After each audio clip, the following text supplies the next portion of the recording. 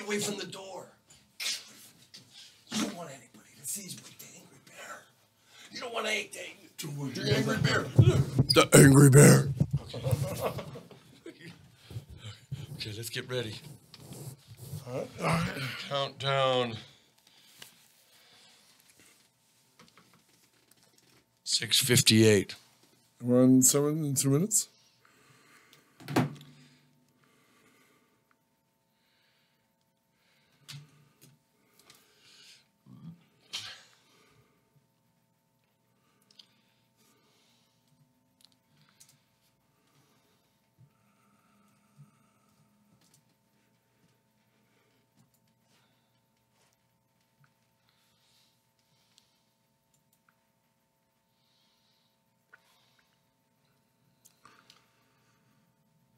God.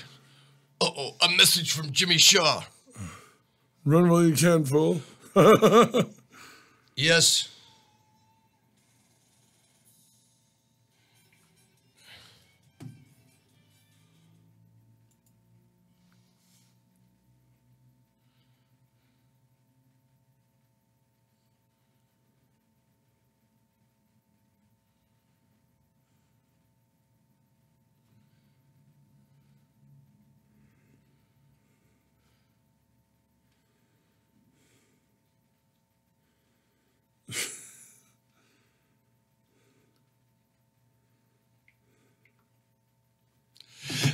It's the countdown.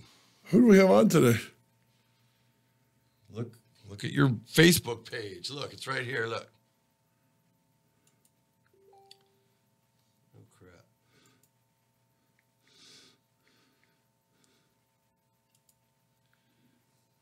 Right here, we got a guy, Chris Churchill, and... No relation to you know who? Mark Benton. 3. Uh-oh. Here we go.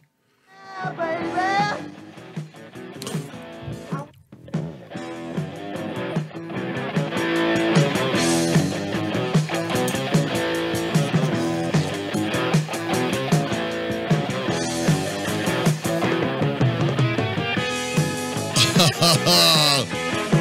Good morning. Good morning. It's the Jeff Sargent Show.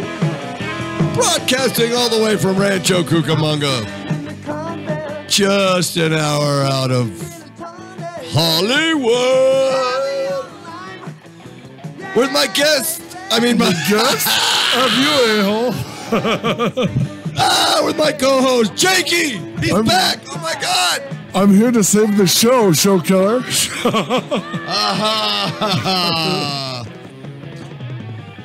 We interrupt this program. Yes. To announce high five to Jimmy Shaw from the Roy and Jimmy Show. Jimmy Shaw, the one and only. Jimmy, I'm so glad he's awake when we are. Jimmy, this is for Punk Lighting Shaw. This is for Punk Lighting. Oh, here we go. Here we go. What are we doing? What are you doing? This was for Punk Lighting. Okay, there we go. Not sure that was worth the wait. All right. Hey. All right. Thanks, Jimmy. Thank you, Jimmy. We got a thumbs up. Look, it's right there. That's Jimmy's thumb right there. That's not Jimmy's thumb. It's a digital thumb. We owe you bagels. We owe you Kuda's Pizza. Hey, Jimmy, meet us down at the Wine Merchant, too. Yes. Yeah. I don't know if they'll be open at 9 a.m. Some of the most hardcore of alcoholics. Yeah. All right. Oh, God, we're back.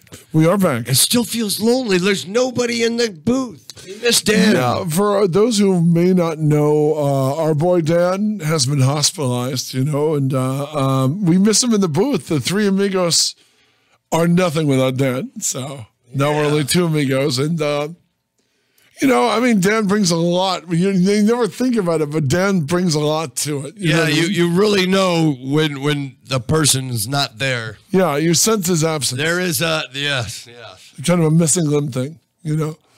Yeah. I mean, so obviously our best to Dan. Look what you said. The bad news is I could hear you on the air. Jimmy Shaw could hear us right now. Jimmy let Jeff know the bad news. Jimmy helped us this morning. He helped us all. He's been helping us all for a while. For a while now, but he helped us from home. I remember the last time Jeff and I called him for help, and he goes, "You know, I can start you 2 idiots from my house, right?" Yes, and then and we recommend that you watch the Roy and Jimmy thing. I would recommend you also listen to the Roy and Jimmy thing. As this you is can radio. watch the Roy and Jimmy thing. You could see the Jimmy thing. You could. You saw Jimmy's thing. That's a show in itself. Oh boy, we have some call-in guests today. We do. We've got a couple of great guys. We got Mark Benton, and he's got a good story, man. He was sitting somewhere in Hollywood in a restaurant or something, and he was playing his piano, and he said, "Hey, you want to be in my movie? I got these producers coming in." He'll tell the story. He ends up in the Doors movie with Val Kilmer. That's hilarious. And we have an award-winning documentary filmmaker calling from where's he calling from? Chicago? Yes. This is the guy from Sound of Music? No. This is Chris Churchill, independent filmmaker. He didn't do that Deborah Lamb vampire movie, did he? No, he's not from Wisconsin. This isn't Zoltar.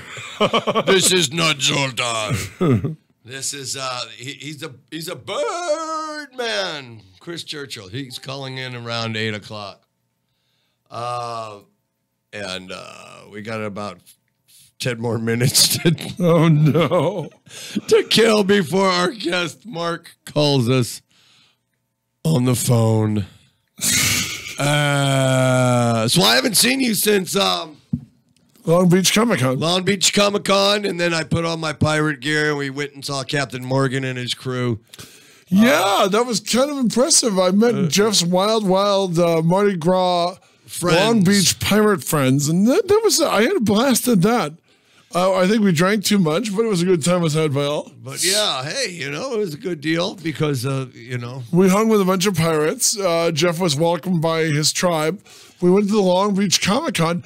I enjoyed the Long Beach Comic-Con. Yeah, I liked the vehicles there. When I saw that Corvette summer car, for some reason, God, that's a cheesy looking. And in the movie, it's supposed cheesy looking vet I've ever seen, man. And in the movie, it's supposed to be the most important item you've ever seen. It doesn't sell me. It did nothing for Mark Hamill's career, did it? No. Poor Mark Hamill, man. I mean, he's a nice guy, and I felt bad that he was stuck in a vehicle like this. I mean, even this movie, which was supposed to be his vehicle, Annie Potts walks off of the movie. Yeah. Annie Potts. So I think it was her first movie. And it's again, Mark Hamill's a great guy. It's a well-written movie, but it's very 70s. And she literally takes the movie from him, even though it's all about him, and walks away with it. You know? Yeah. And I remember I was, me and my friend used to hang out at Rodney's show over at K-Rock. And the guy pulls up. He's all, "That's my car." He's all, "This was in a movie called Corvette Summer." I'm going like, God, this thing's ugly. Yeah. I didn't say nothing. He was one of them, still wearing his bell bottoms with his feathered back hair. Yeah. Looking like, Looking like, yeah. Yeah, to quote Dr. Dre, Rob Bomb Liberace. Yeah.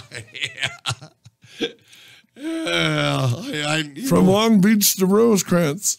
And then when you see that car, what, 30, 40 years later? Isn't that terrible? Yeah. And it's like, wow. I doubt if the same guy owns it. It kind of, the first thing that popped up in my mind, I said, this thing's a little, not cool and uglier than the Death Race 2000 car that David Carradine was driving. I love that alligator car. When I did, for Fangoria, I did one of the last things I did for Fangoria's run, I did a big thing on Death Race 2000. Oh. And that gator car in the 80s would be parked in front of Disneyland. No way. Oh, yeah. And I'm trying to remember, I think it was Dean Jeffries. Oh, Dean Jeffries, yeah. Who did your beloved Ark? He had the studio. Yes, right up the freeway on the way to Universal. Cahuenga. Right. You'd see the Ark 2, a.k.a. Damnation Alley. The Damnation Alley, Ark 2. And it was always out there in the rain. And what did he tell me? He said something like, I told him that's how I knew the studio when I went to interview him. And he goes, I don't have a building big enough to put the Ark 2 in. And it would show up as like the Paperboy 2000 on Get a Life. Yeah. You know, the Damnation Alley truck, you know? Yeah. And the Saturday morning show in the 70s. Where I play Ark 2. Ark 2. Get it? Now, which was first? Damnation Alley or Ark 2? Oh, you're out of your damn mind. Damnation Alley was first. Oh, then they used it. Yeah, Damnation Alley was a big studio movie. People forget that. Yeah, with Kelly. No, you're going to call him Kelly Leak, you moron. You mean the actor who played Rorschach? Yeah. Jackie Earl Haley. Jack Earl Haley, yeah. And when I interviewed him and Jeffrey Dean Morgan from Supernatural, now he's on Walking Dead as Negan, I interviewed them both at the same time for Watchmen. And I kept throwing Jackie Earl Haley questions, or Damnation Alley questions at Jackie Earl Haley. And I remember Jeffrey Dean Morgan goes, what the hell is Damnation Alley? I go, oh, it's the greatest thing. It's got like giant scorpions and dirt bikes. And we did about 10 minutes on Damnation Alley. And Jackie Earl Haley leans in and he goes, hey, I want to thank you for helping me promote Damnation Alley. Yeah. Because we talked about Watchmen too, but I think he was amused that we talked to, because remember, the amazing thing about Damnation Alley, in a very important movie when it would run on Detroit TV as a kid, is the movie ends in Detroit, Michigan. The super flood takes them to Detroit. But Andre Norton despised the movie. Killed the, I think it was Andre Norton, unless it was the Beastmaster Andre Norton. I want to make sure I don't get my story screwed up. But the author of Damnation Alley said it killed the book series because the movie was so terrible. People forget that in 1977, Star Wars was just a time killer. Yeah. The big hit that summer was supposed to be Damnation Alley. That's why Fox released it after Star Wars. And nobody was as shocked as Fox when people kept going to Star Wars, this junky little kids movie that was supposed to help you kill time until the real thing opened, Damnation Alley. Yeah. And then when I saw it, I'm going, there's the kid from the dirt bike, kid from the Bad News Bears. And Kelly Leak, man. And when the world was knocked off its axis, that was the whole thing, right? That's when we had all the That's also the plot to Thunder the Barbarian. Remember the comet knocks the earth off its axis? Yes, and so when it gets back in order, remember the flood after they end up in Michigan. Detroit. The flood takes them to Michigan. And then everything was back in, back in order. We saw horses running in the pasture. My story is Damnation Alley in reverse, where we got out of Detroit and came to sunny Southern California. Yeah. There's some good stuff in it, though. George Peppard is really good, and I would argue George Peppard is good. There's a scene in Vegas with zombie cannibals. It's kind of rock and roll. And Paul Winfield being killed by bugs.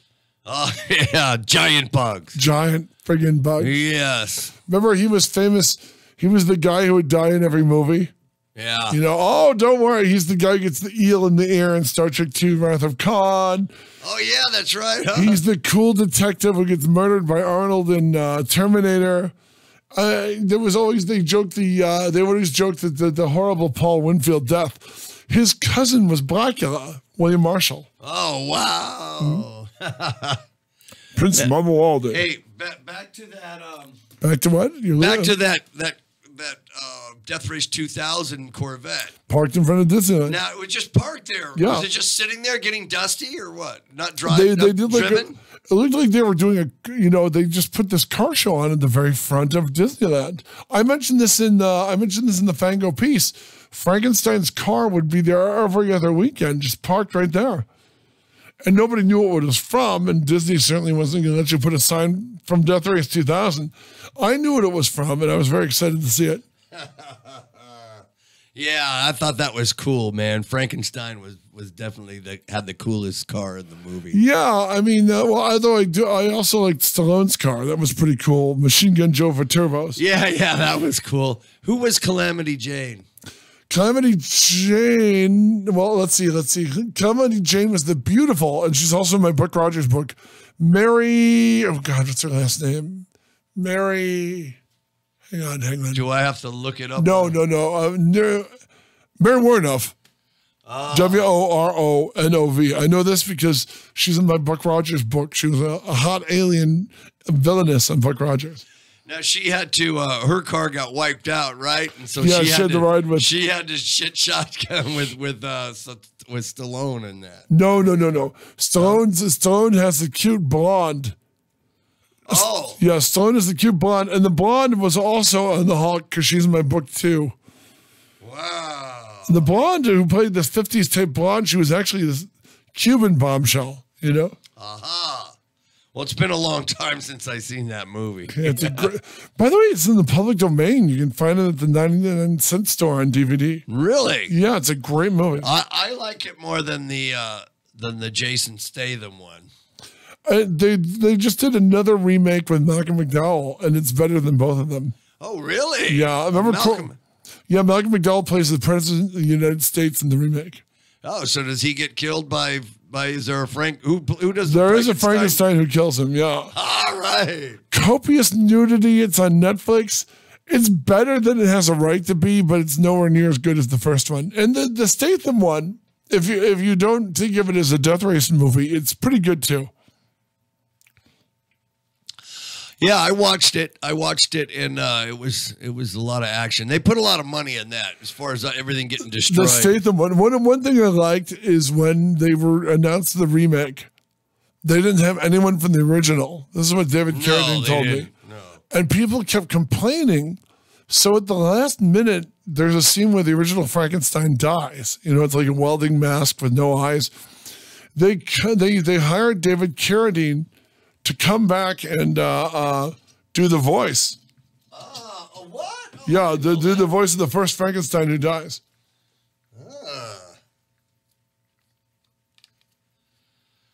Well, and what else did we see? The cars that we saw there. It was we saw two Starsky and Hutch mobiles. Oh yeah. We saw Ghostbusters mobile.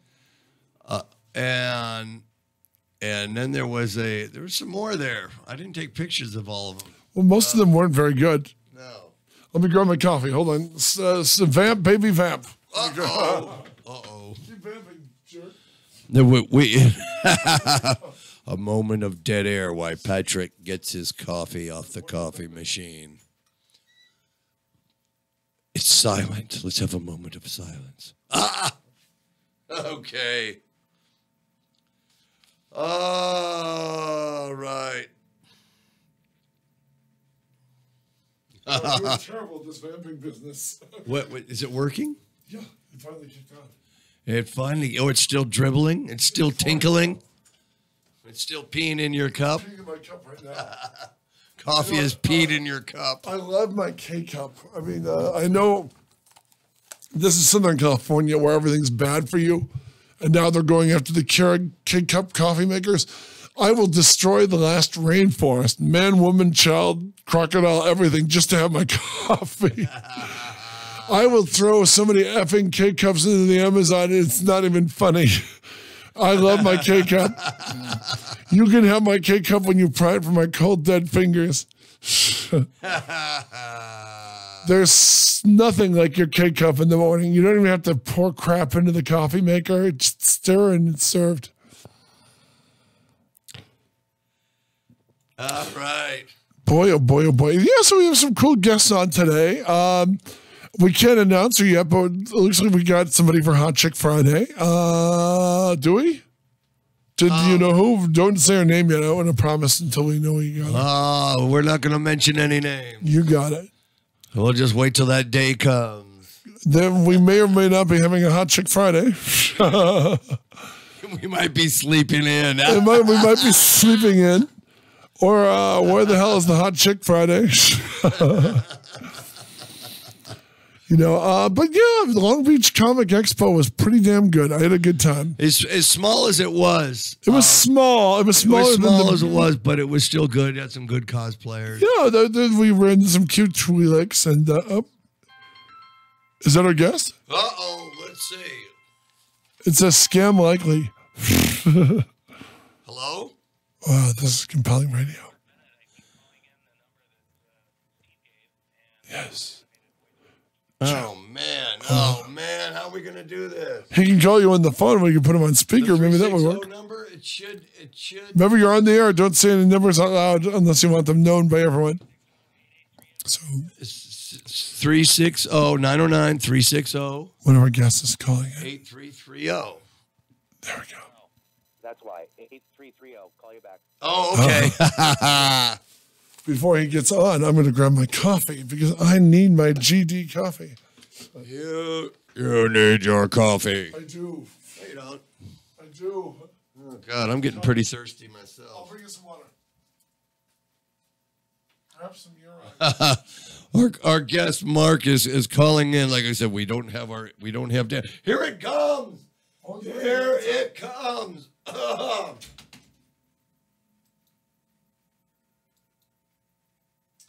All right. There we are. All right, it's working. Oh my God, we're doing this without an engineer in the studio. We feel half naked in here. Me and Pat do.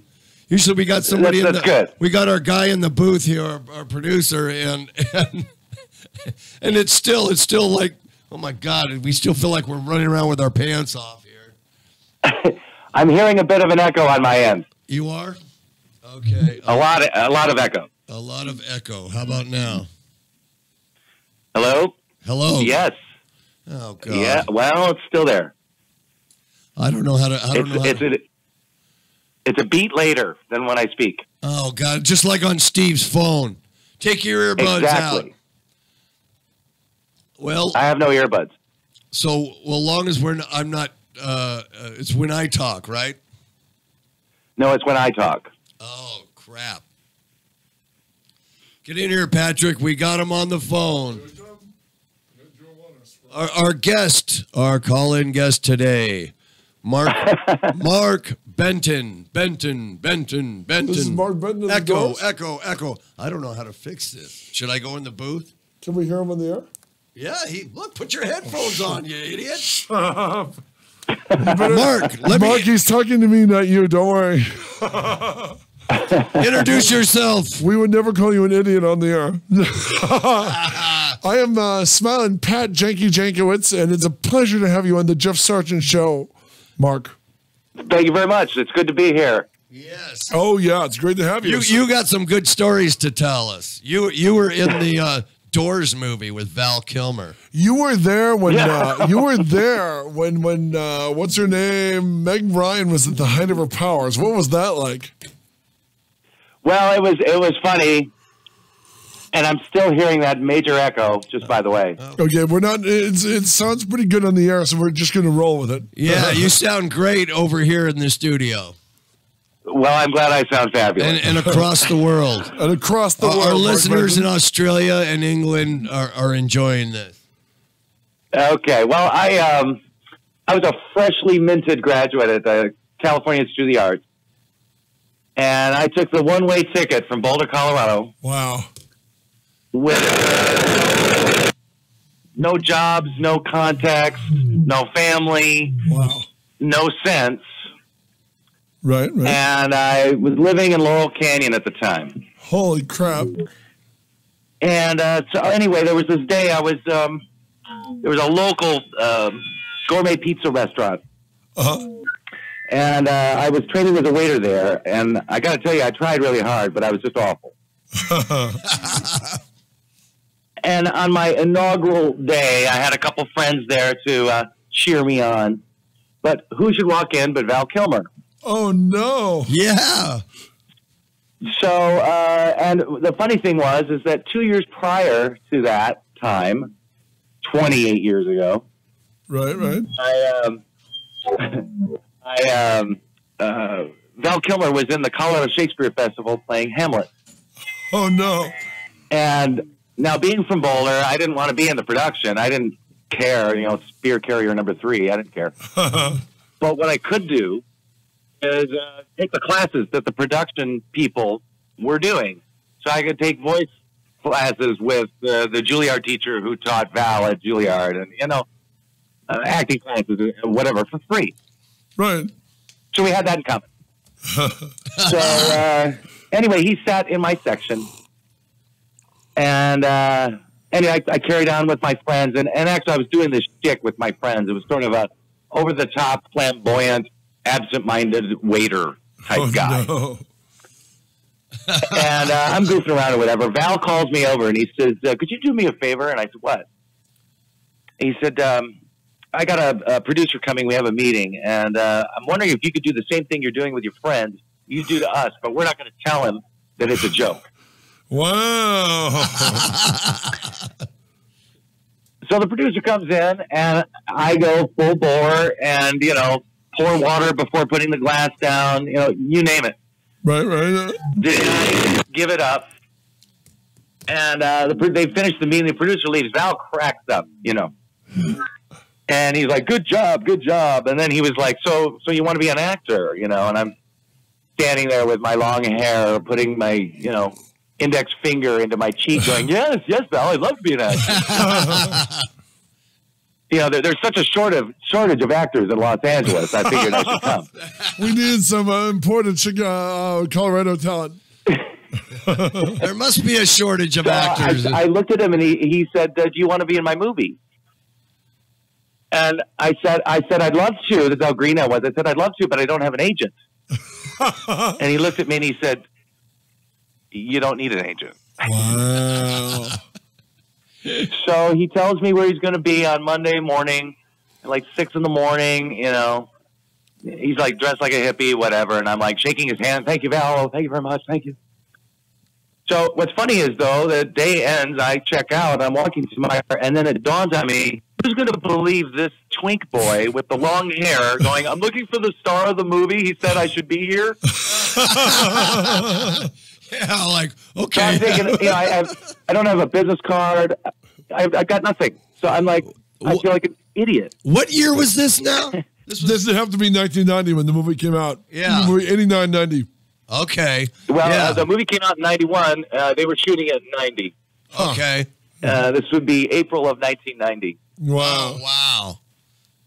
So anyway, Monday morning comes. I put on my hippie vest, and I drive to the location he told me to. I'm walking up La Cienega, I think it was. Right. And I see this gal with a headset coming in the opposite direction toward me. And I just thought, well, best self-deprecating foot forward. Let's see what happens.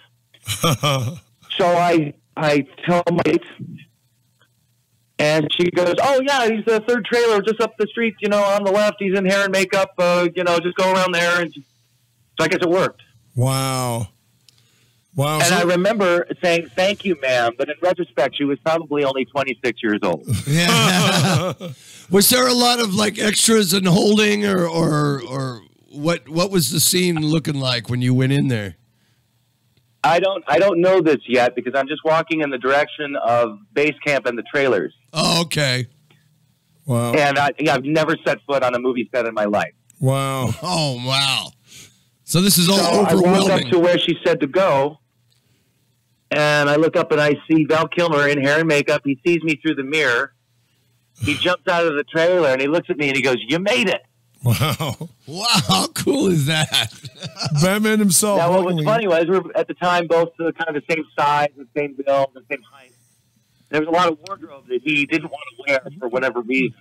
So he gave me his wardrobe. So I had the authentic Jim Morrison wardrobe. Wow.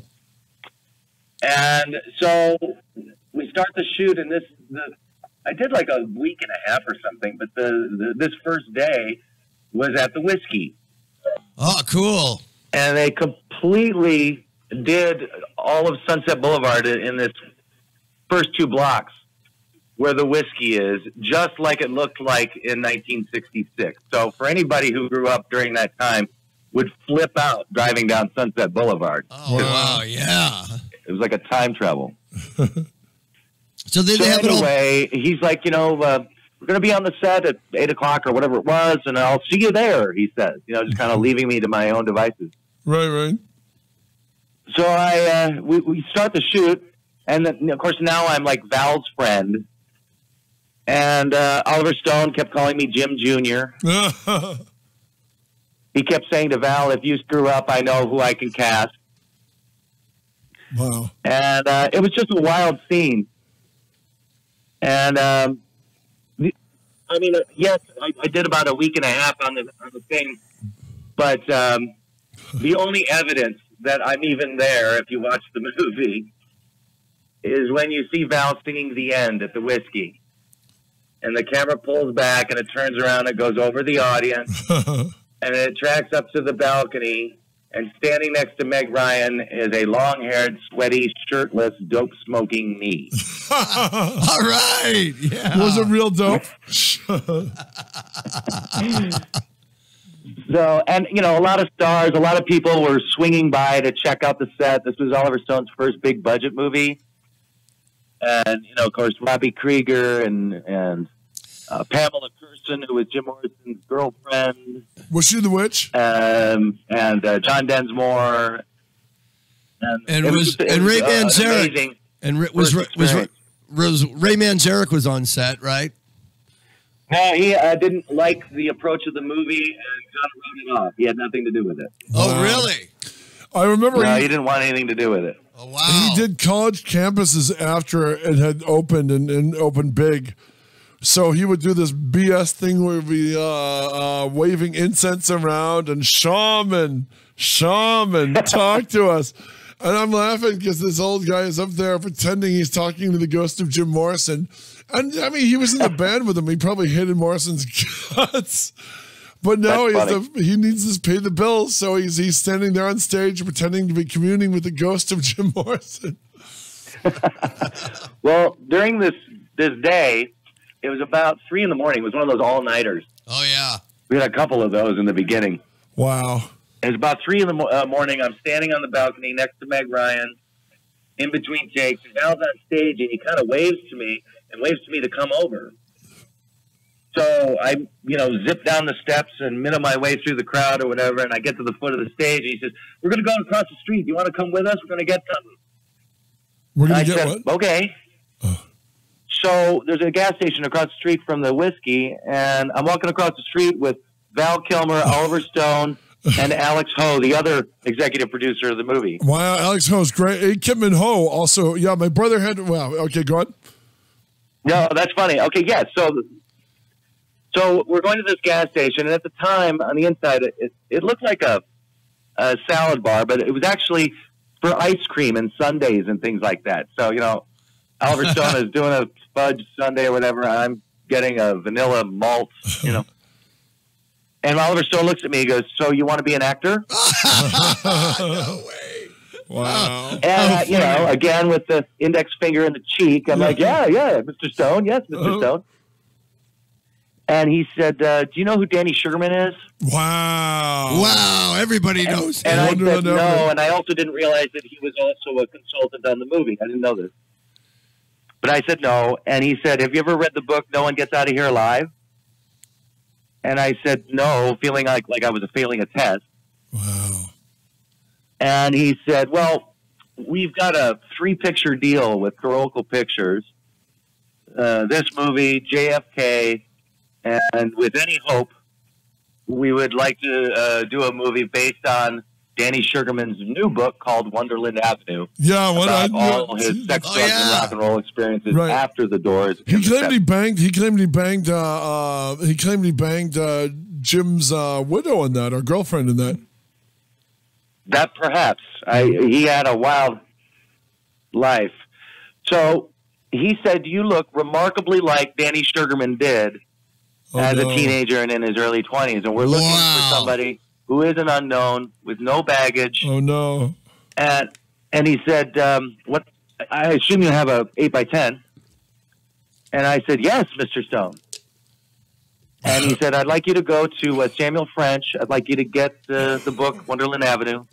I'd like you to read it. And then I'd like you to call Ixblin Productions, my production company, and talk to my assistant, Janet Yang. Wow. Janet Yang is now a major producer. Huge. She's huge. And he said, I will call Janet and you tell her that I told you to call and we'll have you come in for a reading. Oh, no. And I'm thinking at this point, wow, show business is easy. Wow, I just walk in every Hollywood, the big stars of Hollywood just You wait on Batman. ask me if I want to be in a movie, play their major role, and like, God. You wait on Batman's table and it's all Here I am doing extra work for all these years, and then, you know, a guy like you comes in and right away, bam, major role. So anyway, then there was one other day. We were shooting at the Olympic Auditorium, and it was the scene where he exposed himself at the New Haven concert. Yes. And, you know, again, I'm green as green could be. I don't know the rules and stuff, but we were having lunch. And I wanted to go sit in the auditorium when no one was in there, you know. Right. So I just go in, and I'm by myself, all quiet, next to the stage. You know, it's just really neat. Right. Are you there? Yeah, we can hear you. That was a weird sound. It sounds like you're on a ghost ship, but yeah, go on. Okay. So anyway, I'm sitting there, and I hear someone coming from behind me, and I hear this guy say, hey, I hear you're going to be playing me. Oh, no. Oh, wow. Danny Sugarman himself. Yeah, and I don't know that everybody talks to one another in their earpieces. I don't know that. So I'm thinking, what a weird coincidence. But I turn around, and there is a tall, older, late 40s, long-haired looking me walking toward me. He goes, puts out his hand. He says, I'm Danny Sugarman. Wow. Wow, how cool. So I go, oh, hi, Mr. Sugarman. I said, I haven't done anything yet. I haven't read your book yet. But Mr. Stone told me to do this and this and this. And I haven't even gone in for a reading. And he's just like, well, I just wanted to take an opportunity to meet you, and I'll be seeing you sometime down the road. So, again, show business is easy. Oh,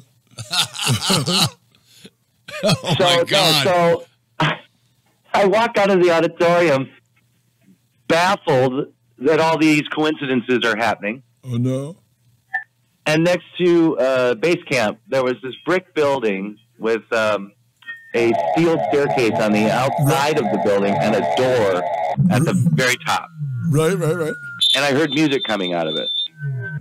Well, as a musician, I thought, well, I want to check that out. Oh, no.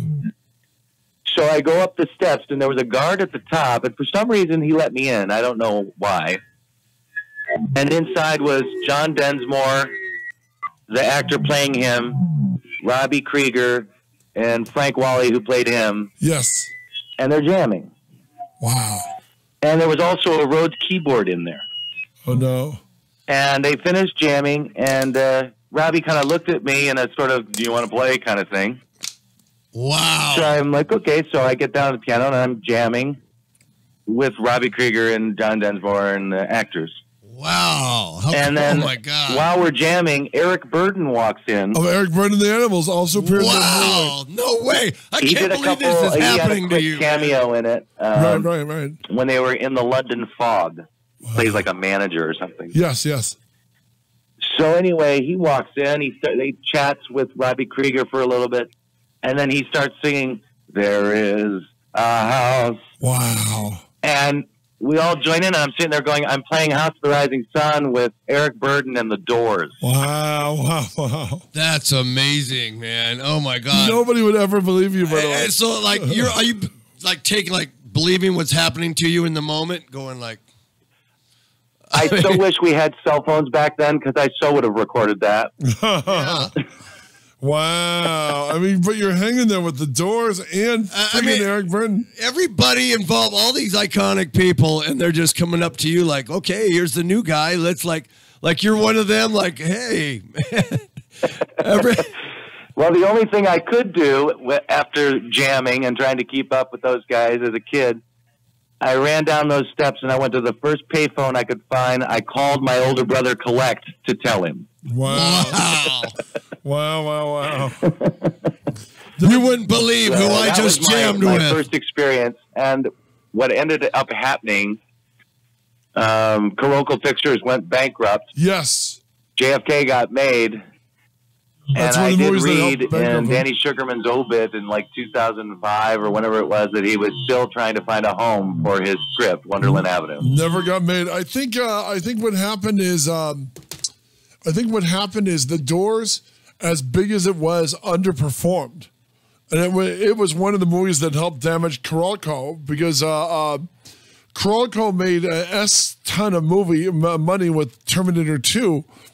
But everything else was sort of a vanity bomb. I mean, even The Doors underperformed, because Oliver Stone had done big movies before, but he'd never done a big movie on that scale. I mean, done stuff like Wall Street, but he hadn't done a movie like The Doors, which was so huge, and the soundtrack did sell, but ultimately I don't think it was a hit movie. That's why I don't think it was either. It was one of those movies that had a 2-week hype window where it was huge, and then once everyone saw it once, it was kind of done, Mm-hmm. That's true. Yeah, which is heartbreaking, but also kind of exciting.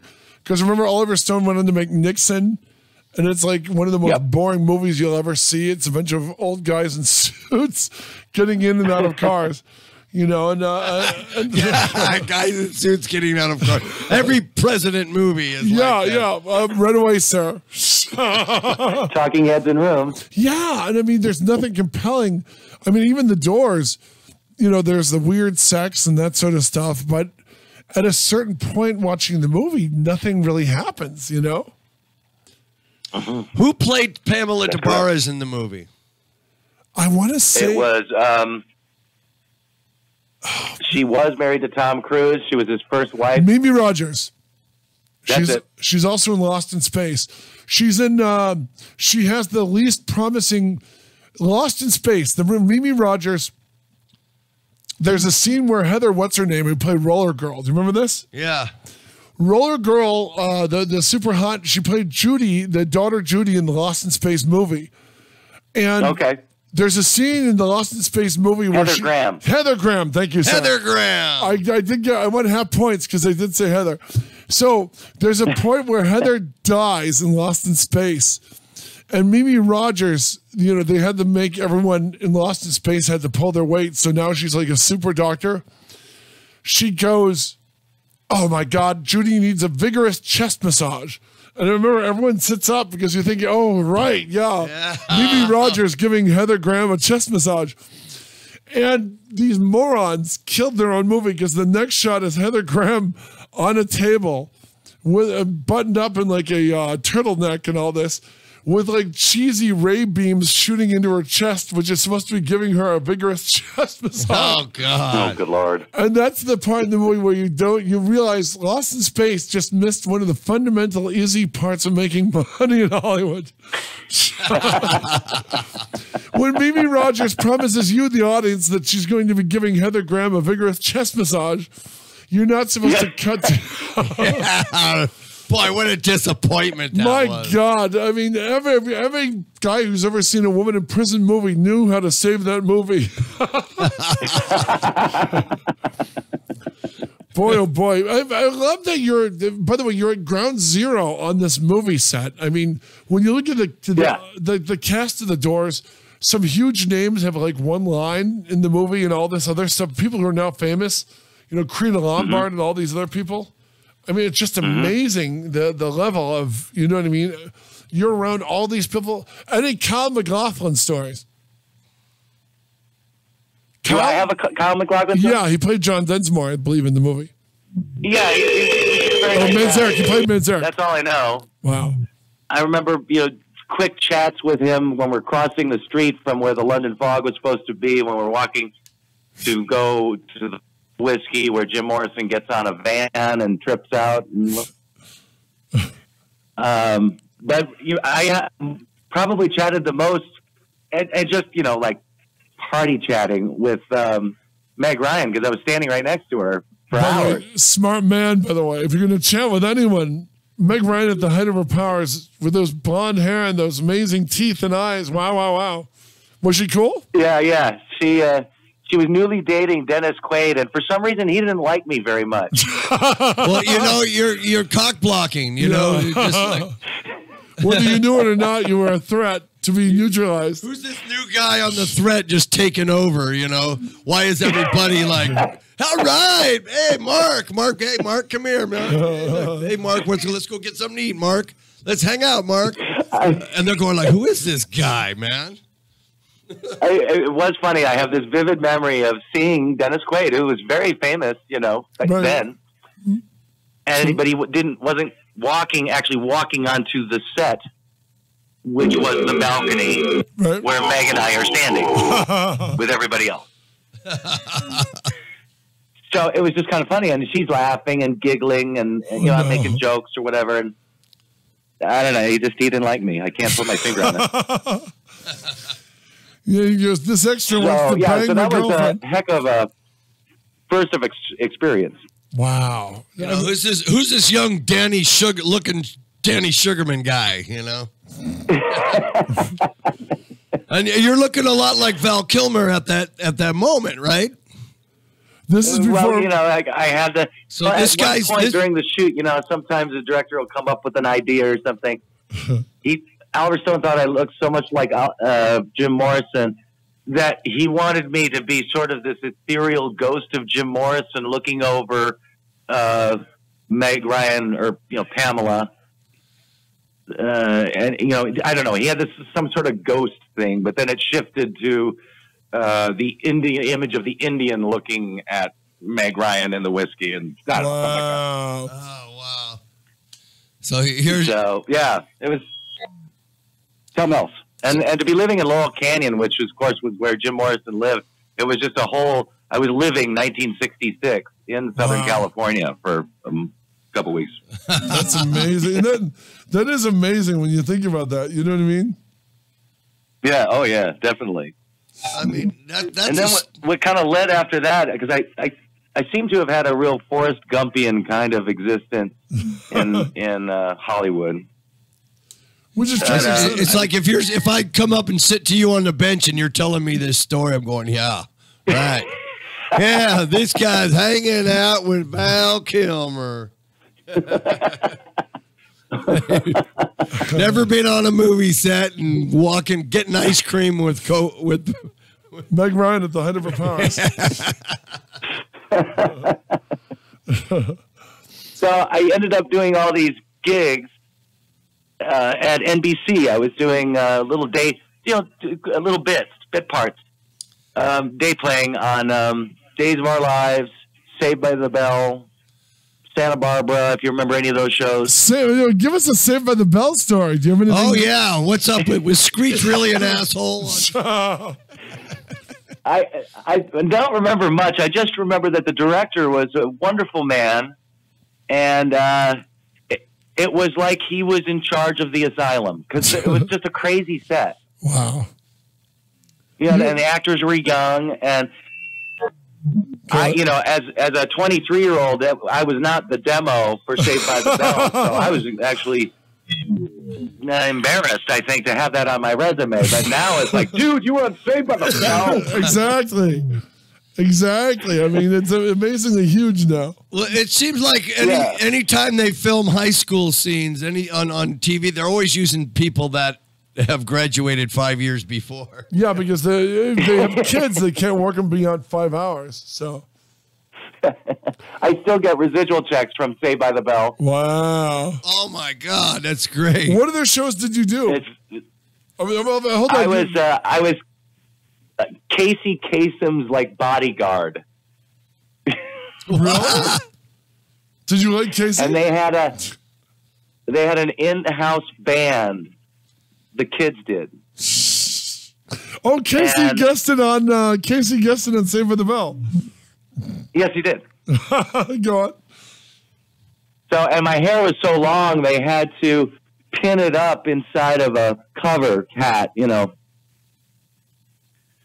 So anyway, you'd think I would be excited, doing the dream, as it were. But I was actually more thrilled that just across the way at NBC was Studio One, where Johnny Carson shot The Tonight Show. Wow. Cool. So I would find a way anyway, and oftentimes if there was a lunch break, I wouldn't eat lunch. I would go straight to Studio One and sit in the audience by myself because it coincided when the bands would do the on-camera rehearsal. Oh, cool. All right. Yeah. Yeah. So I saw Ray Charles and The Temptations and Sting and Gloria Estefan and you name it. Wow. You know. Wow, Yeah. wow. And as a musician, it was like watching the pros, getting your doctorate in music, Sure. So, and then after a while, I wasn't there to glad hand or introduce myself or anything, and I think the crew sort of appreciated that. But after a while, they kind of knew I was that, actor, musician, whatever, on Days of Our Lives or whatever. Right. So there was one day when Stevie Ray Vaughan was on, and he was waiting for his band to arrive.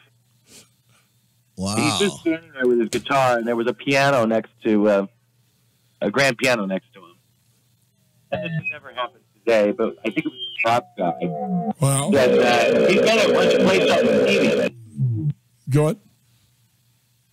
And I looked at Stevie Ray Vaughan, and he's like, "Sure, do you want to play?" I was like, "Sure." Wow. And at the time, he was in all of his interviews. It was not a secret, but he would always talk about his newfound sobriety or whatever.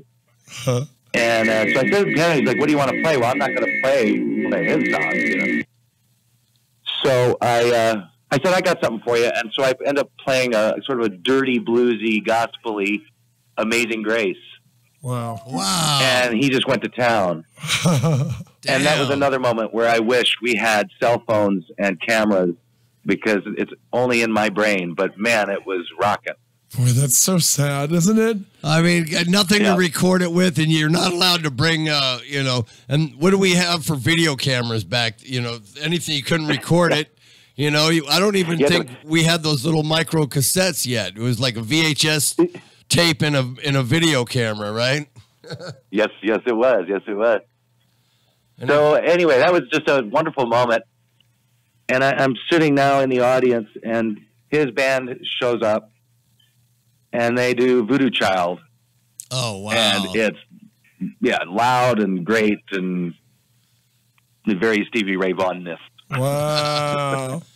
Damn. But you actually heard him. While the band's playing from the wings, I see for the first time in the flesh the executive producer of the Johnny Carson show, Fred Cordova. Wow.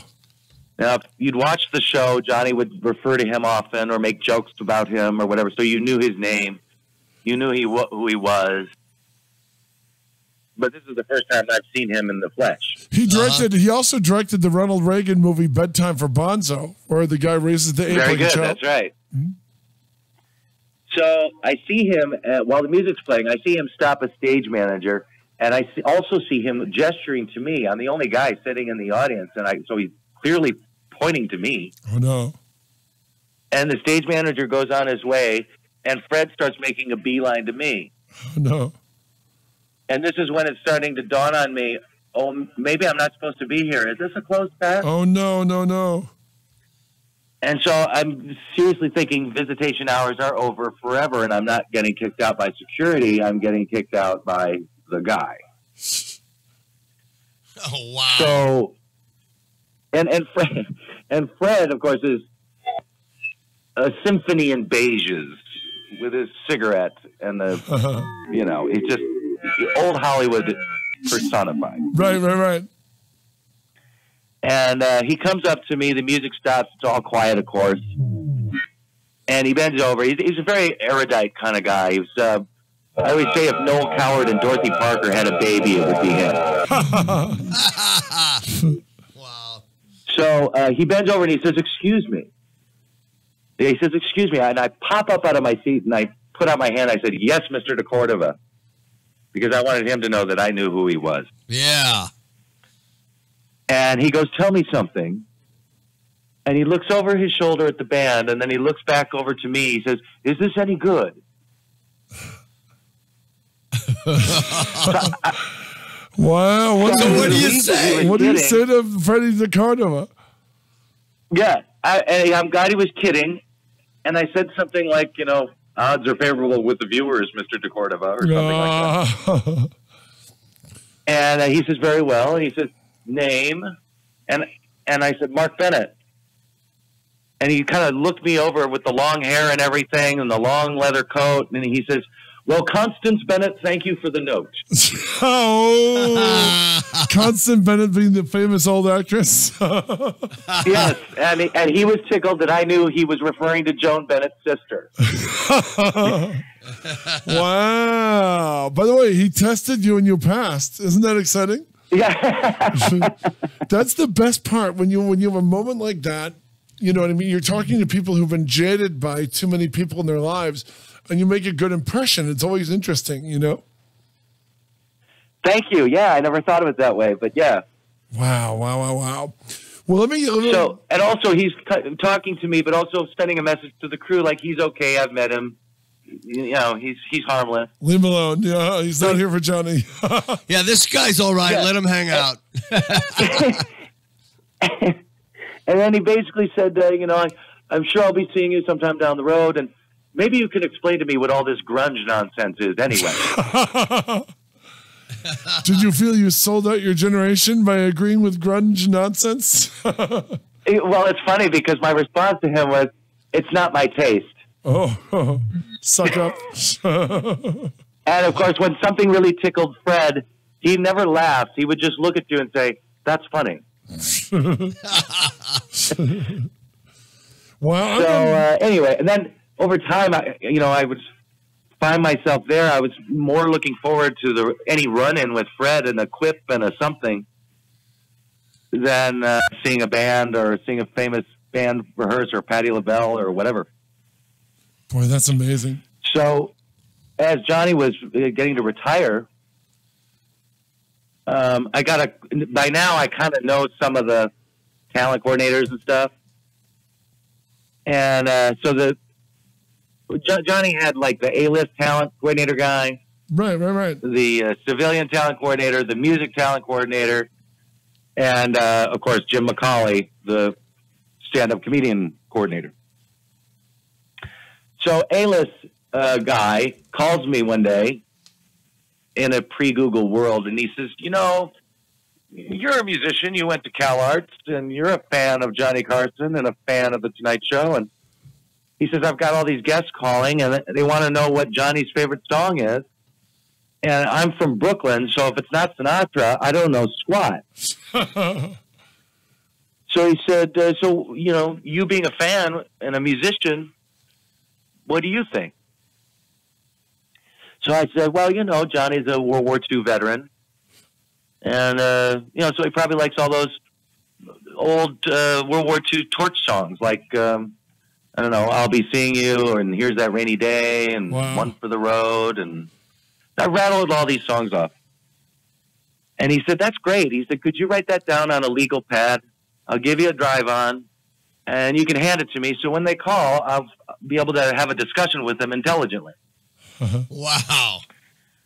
So I did the drive on, and I take my little yellow pad and literally hand it to him.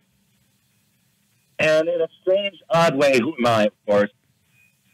But I'd like to think that I'm a teeny tiny, small little cog in the wheel for Bette Midler's Emmy for singing One for the Road. Wow. Damn. Interesting. That's great, man. In fact, when Stevie Wonder came on, they suggested, and that was an A-list talent guy, suggested another song of mine, I'll Be Seeing You. And Stevie Wonder knew the song, but he didn't know the lyrics.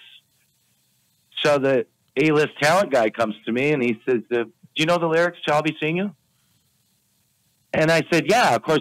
What the talent coordinator didn't know is the reason I know it, all the lyrics, is because I sang it in jazz choir in high school 2 years ago. Wow.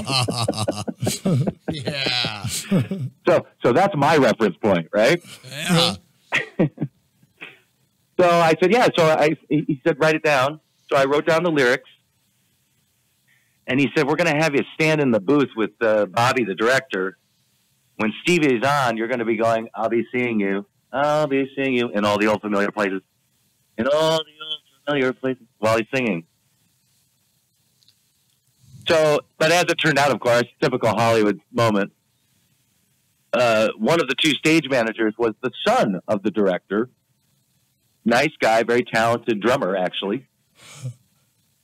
And just many times in those few years.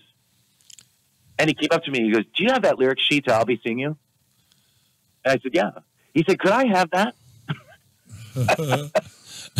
He took it from my hands and he did it. Oh, no. He stole your moment. Because that episode won an Emmy. That was the final episode or the next to final episode. That was the Bette Midler, Robin Williams. That was the second to last show. And if it makes you feel any better, he stole your routine with Bette Midler, but Robin Williams stole the entire the Emmy-winning Robin Williams thing on the LA riots. He stole from another comedian he'd seen at the Comedy Store. Oh my God! Yeah, it was one of the famous things. He stole this guy's entire act. So you're not alone. You're not alone in victimhood with whoever that comedian was. That's funny. That is really funny. Yeah, well, not. I kind of believe it too. No. You should have sold it to him. Yeah. Said, this is my handwriting. I wrote this down, man. And you're just gonna take it from me. I did everything stupidly for free out of the honor of doing it. Well, hello, sucker. Welcome to Hollywood. So anyway, on the last show, which was just a clip show, it was just NBC people in the audience, and and the families of NBC people. And then he had a rap party at his house, and I got to go to Johnny Carson's house. Wow! Whoa! No. And it was amazing because the cocktail hour was in his main house, and you had no idea that a television, other than the fact that it was this huge house, there was no indication that he was a television star. And then we walked across the street to his sunken tennis courts for the dinner. And Les Brown and his band of renown is the music. Wow. By the way, good call on Johnny's musical tastes, because that's all Les Brown would play. That's correct. And then Wolfgang Puck did all the food. Wow. Oh, my God. And, in fact, I remember him. We did the buffet style, and I'm literally barely sat at my table, and Wolfgang Puck came over, grabbed my elbow, and he says, you have lamb chops? You need to try my mint sauce right now. Wow. Anyway, the only evidence in the entire property that there was a television star of Johnny's magnitude living there was in the corner of this indoor-outdoor living roomy marble, a place to watch the tennis match, basically. Uh-huh. Right. And in the corner there was the drum set and a piano and all these pictures. It was like a museum from pictures from Lucille Ball and stuff from NBC and gifts. And I was mesmerized looking at all this stuff on the wall. Amazing, I mean. Yeah, and then I hear somebody from behind say, and you have to remember this is 1992, but he says, so you're smoking. Because everybody smoked in 1992. And I turn around and it's Johnny Carson walking toward me. Now, he knew my face and he knew my name. And he was also the kind of guy that if you didn't see him for a while, he would still remember your name. Wow. Even if it was a year later, That's amazing. So he kind of knew me, but, not really. So he came up and he said, so you're smoking? And he invited me to sit with him, just he and I, and share an ashtray together. And of course, you got that third eye looking down at you, going, "Oh my God, I'm sitting next to Johnny Carson," And and then he tells me that the drum set was given to him by Buddy Rich, and that he likes to put his headphones on and play along with Buddy Rich because it's a real stress reliever. Wow. And then he looked at me and he looked at the piano. He said, I just got that. He said like a big amount to me. And he said, you play piano. Tell me what you think. And so I kind of willingly just kind of got up and opened the dust cover and looked at the brand. And it was a particular brand that I hated as a pianist. I did not like this brand at all. So, and because I'm now 25 years old, I walked back at him and he said, so, what do you think? I said, you got hosed. Oh, man. And he cracked up because no one, everybody always walks on eggshells with him and stuff. Oh, you and told he just Johnny kind of he liked got that hosed? I would say something like that. Well, the one thing that he was really delighted about, other than, in finding something out about me, is that I was from the Midwest, and he really loved that. And I said to him, well, I said, when I was 5 or 6 years old, and for many years as a kid, my family and I would make a pilgrimage to Colon, Michigan, the magic capital of the world. And he goes, that's right, Abbott's Magic. Wow. And if anybody's a magician, that's where you get your trick. And Abbott's Magic has been around since the 30s or the 20s. Damn. So I look at Johnny, I said, yeah, it's still there, and we used to buy all these great tricks. And as I'm sitting down, I jokingly looked at him and I said, yeah, I did the Kiwanis Club circuit. And he looked at me, he laughed, he took a puff, he laughed, and he said, so did I. Wow. That's so funny. That is so. Damn. Wow. Tell me about Casey Kasem. Speaking of Michigan, how was Casey? Did you like him? He kept to himself. I remember, and I'm just a kid. So he kept to himself. He was always running his lines in his head, and I didn't really say much to him, But out of the whole retiring and Johnny and all that, Fred had a deal with NBC, like an Office for Life kind of thing. And he kind of liked my ideas, I guess, or whatever. And he brought me in to work with him to develop specials, which were real popular at the time, as a co-executive producer at NBC Productions. I didn't even know what a creative executive was, and here I was one. Wow. Interesting. So, yeah, my head was spinning because it really happened kind of fast. One minute I'm a long-haired guy playing in bands at the, and doing whatever, and now I'm a co-executive producer coming up with ideas for specials. but to me, that's all the magic from cockblocking Dennis Quaid with Meg Ryan. That just, it's all instinctual. You showed you were on the right track instinctually, once Dennis Quaid reads you as a threat, you're on your way. Yeah. I think that's arguable, I think. This guy's stealing our chicks, man. Who is this extra and why does he want our women? That is so damn funny. That is so damn funny. Now, when you were at Cal Arts, did you ever see Tim Burton? When I was at Cal Arts? Oh, it's funny. No, but I just found this out like 5 years ago. My first year in my dorm room in Chouinard Hall, right across from me, some art student had reconfigured their door to make it look like a witchy poo door. Right. Oh, wow. It was like a colonial looking door, but it was all askew and at an angle and crooked and weird.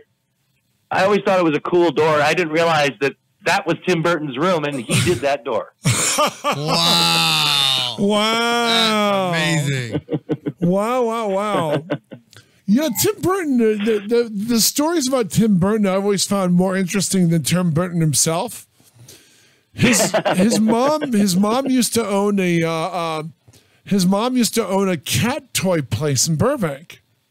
The mom would sell toys and stuff for your cats. And she told my brother and I this great story about somebody broken into Tim Burton's car, you know, when he was a starving student in the Cal Arts days. And he had like, I guess, a leather valise where he kept all his drawings and sketches. They broke the window. They broke the window and stole the suitcase. Or the valise he would carry everything around in. And she told us for like years, Burton would open dumpsters and look in to see if they'd thrown his artwork away, because I guess he had a bunch of ideas in there. I mean, can you imagine what projects you lost because of one guy stealing it for the leather bag? Because Burton knew they weren't after. Burton knew they weren't after the his artwork because he wasn't famous yet. But he was. They said he was haunted by it, trying to find all the sketches and ideas he had in those bags. Isn't that sickening? It's heartbreaking, actually. It really is. I mean, when you think about him with that project somewhere, you know, whatever projects died because it was all gone. Yeah, that'd be cool. And then he did Frankenweenie. Yeah, you know what? Exactly. He did Frankenweenie. And was that one of the first ones? That was his second one, I believe. I think Vincent was his first one. The stop motion kid obsessed with Vincent Price. Oh. Yeah, you're around there, yeah. Wow. And Frankenweenie, I think, was at least partially shot at Cal Arts, right? Yes, that's why. Yeah, that's to me is his first thing that got him his deal at Disney. Yes. And they put it. Fun fact: they put it in front of Thriller. I believe they put it in front of Thriller. Really? Yeah, I want to say they put it. There was a short they ran in front of some Disney movie. And then parents started complaining about how disturbing it was. There's a dog hit by a car and everything. That I think they actually pulled Frankenweenie off. You know? Wow, that's funny. Who else would do? Did you know Brad Bird? Who else did you know at Cal Arts? They were all before me. John Lasseter, Brad Bird, all those guys. There was a gentleman who won an Oscar last year. Andrew something. Oh, Andrew, not Andrew Stanton. Yeah, that's it. Wow. And he was there when I was there, but I didn't know him. So, and also, the other funny thing is, Don Cheadle graduated the spring of the year that I got there in the fall. I did not know Cheadle went to Cal Arts. Wow, what a trip! Yeah, and I have known Don Cheadle's name since September of 1986. Wow, what a trip! I because he had a lot of friends still at Cal Arts, and they were my friends, and we had the same teachers, and then he and a bunch of Cal Artians, Don Cheadle, Jeffrey Thorne, Bruce Beatty. They were all in Colors together. Whoa, gosh. So we all did a pilgrimage to the Sean Penn movie, to see Don Cheadle. Wow. That's right. He's a gangster in Colors. Wow. Yeah, I didn't know he was around back then. With a handshake, met him. Wow. You've never met Don Cheadle? No, I even was at a theater presentation where he spoke.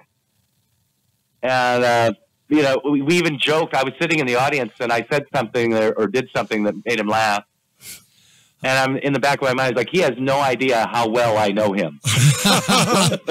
By the way, he hears that from every single stalker. Yeah, that's funny. I did the same thing, Mark. I was on a show called House of Lies that he did. And we were doing a prison scene out there in an abandoned prison out in the desert. And we were in the cafeteria and between takes, you know, he's getting out of his chair and walking by me with his food tray. And I go, "Hey, Captain Planet, what's up?" Because he starts laughing. And he was cracking up because he did a little short where he dressed up as Captain Planet in this ridiculous video. Have you seen it? I know of it. I've not seen it. Oh, so you got to do it. You just die laughing, man. Yeah, and I know what he looked like too. Yeah, Captain Planet. He's all blue. He's like, there's no nationality. You know, it's just like a melting pot of all these kids. You know, and he turns into Yeah. Captain Well, Planet. not the humble brag boys, but I actually did an interview with Don Cheadle for the dearly defunct Starlog magazine. Nice. Starlog magazine. Yes, sir. I did a sit down with him, and I remember saying to him, because he was playing the Terrence Howard part in the Iron Man sequels.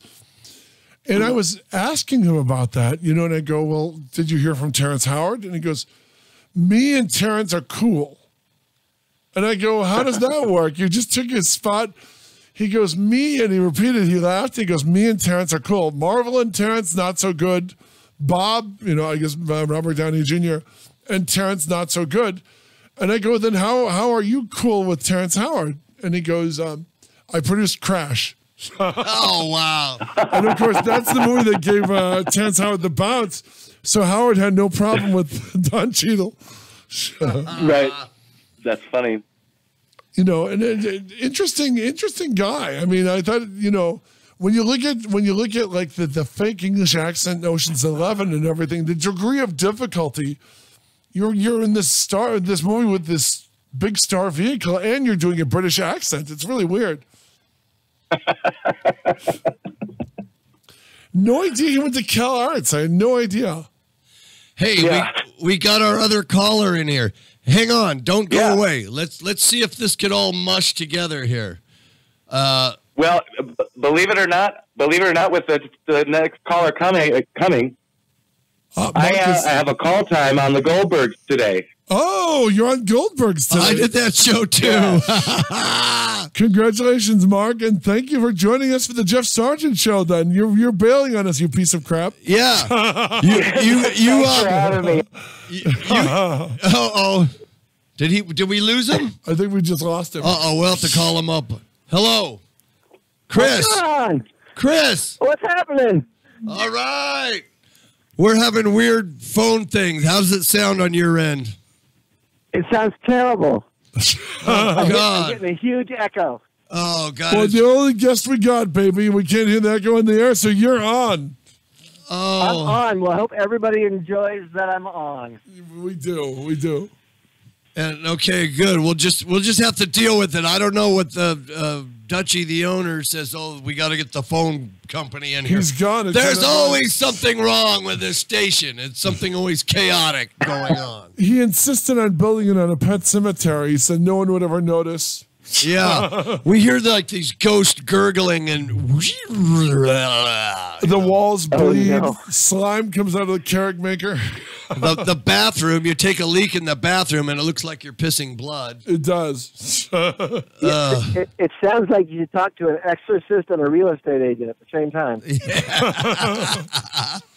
So where you calling from, man? I'm calling from Chicago. That's right, Chicago. Patrick here. He's from Detroit. I am from Detroit, and we used to love Chicago. What part of Chicago are you from, Smarty? And don't send the loop. Nobody's actually from the loop. No.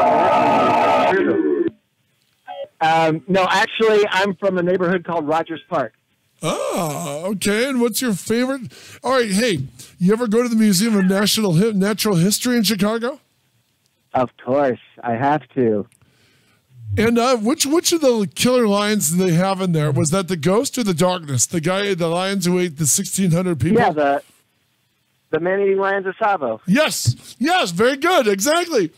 Half the a-holes, including my beloved friend Neil, are like, oh, they're in Chicago, and yes, dumbass, they're in Chicago.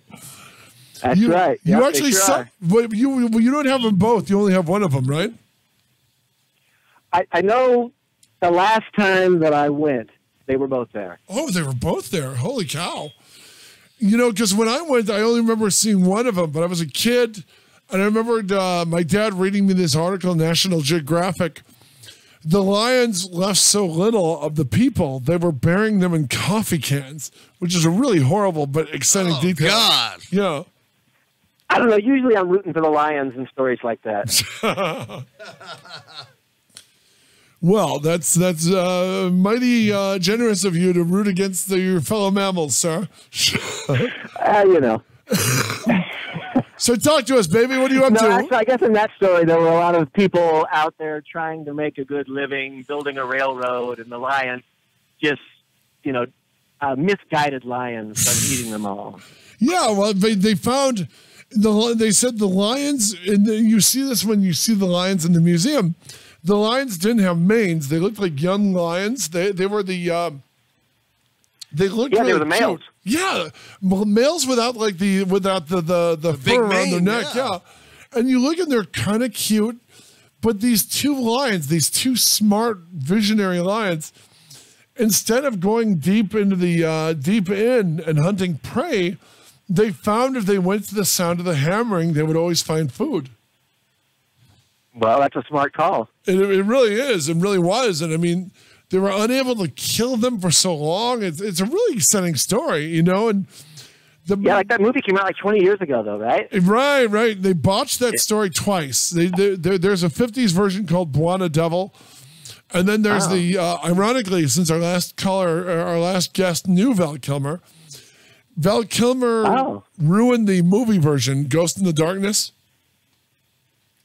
Right. You know, he just destroyed it. I interviewed the director, Stephen Norrington, and he said those two stars destroyed my movie. He had a William Goldman script and everything. Read the script. The script is much better than the finished film. I believe it. Wow. So people at cross purposes will cause those types of problems. Isn't that terrible? Yeah, it is. Wow. So what are you working on? Let's hear your projects. Well, see, this is my deal. I actually, since last May, have been kind of screening and submitting to festivals this documentary I made. And it's a really personal documentary. Originally, it was supposed to just be for my thesis project at grad school. Right. I actually teach at the same university that I just got my master's in. Congratulations. I'm parked outside Northeastern Illinois University right now. Congratulations, sir. Thank you.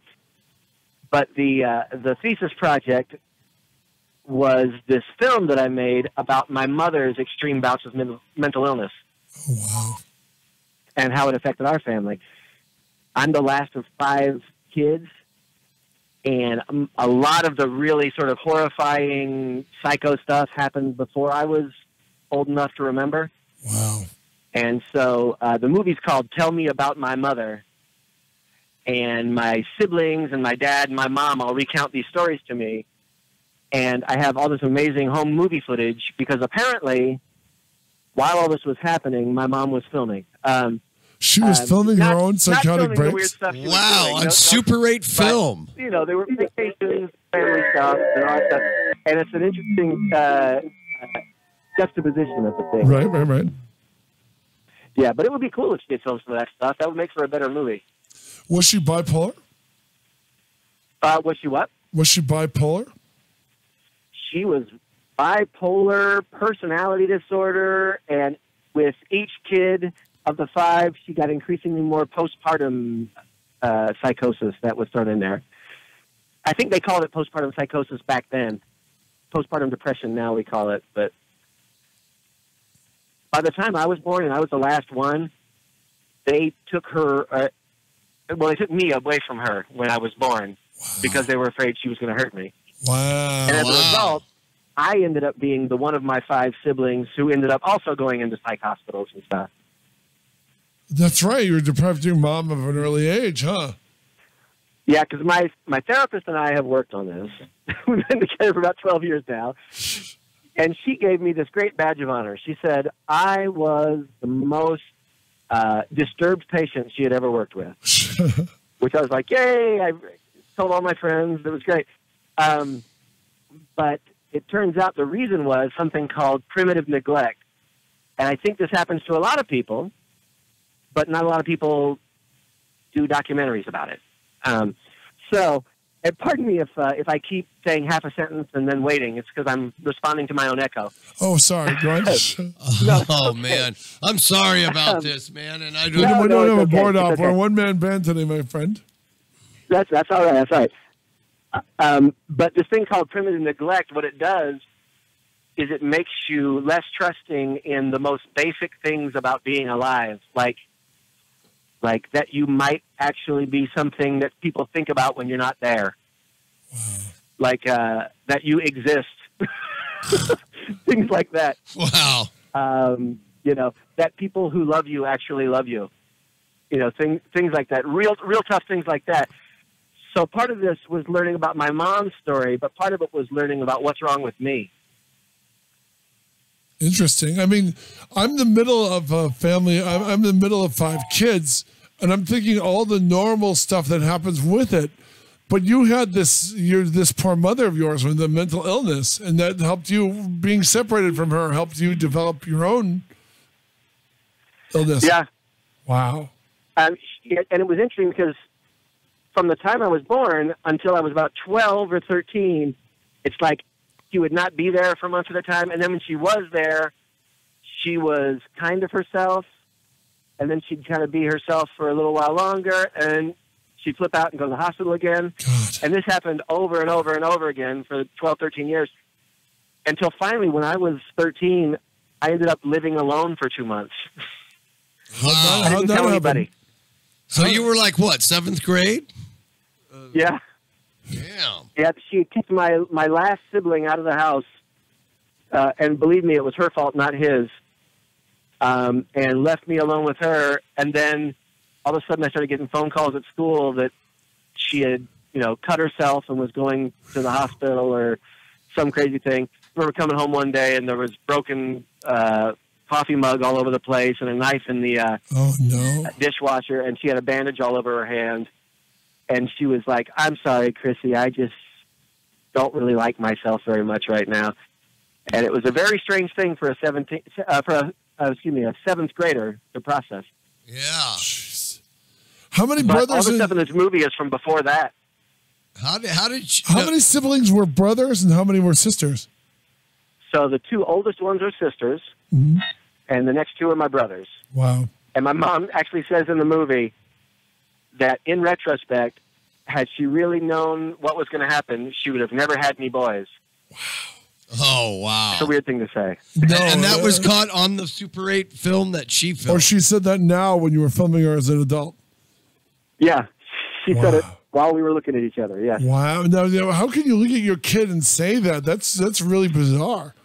Was that? And it's funny because I then report that back to my siblings as we're talking about it, and you see my brothers kind of furrow their brow and go, "What is that implying?" You know? Right. And I know what she meant, but I also know what it sounds like and what it feels like.